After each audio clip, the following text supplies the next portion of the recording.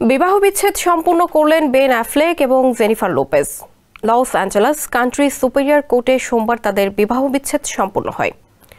অনেকদিন ধরেই তাদের মধ্যকার সম্পর্কে নড়বড়ে হওয়ার গুঞ্জন ছিল।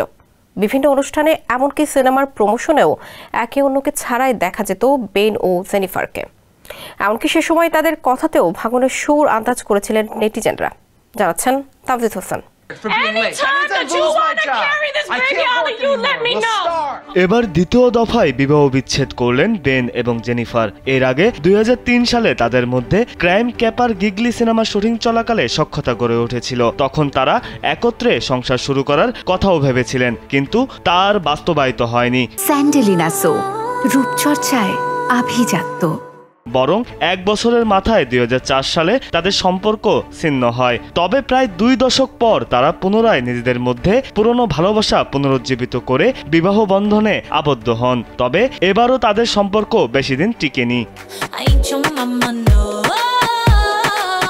2024 সালের 20 আগস্টে বিবাহ বিচ্ছেদের আবেদন করেন জেনিফার লোপেজ। বিচ্ছেদের কারণ হিসেবে অসামঞ্জস্যপূর্ণ পার্থক্য উল্লেখ করেছেন। এদিকে আদালতের দস্তাবেজে জেনিফার উল্লেখ করেছেন তাদের আধা যৌথ সম্পদ এবং আলাদা সম্পত্তির পরিমাণ এখনো অজানা এবং এটি পরবর্তীতে নির্ধারণ করা হবে।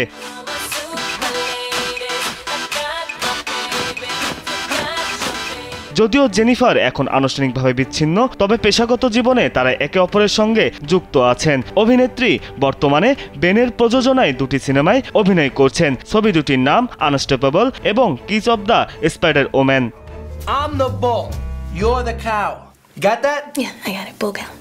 জেনিফার লোপেজের পূর্বে 3 বার বিয়ে হয়েছে এবং তার 16 বছর বয়সী যমজ সন্তান এমি এবং ম্যাক্স, যারা তার প্রাক্তন স্বামী মার্ক অ্যান্থনির সঙ্গে রয়েছে। অন্যদিকে বেনের আগে জেনিফার গার্নারের সঙ্গে বিয়ে হয়েছিল। সেই ঘরে ভায়োলেট, সেরাফিনা এবং স্যামুয়েল নামে 3 জন সন্তান রয়েছে।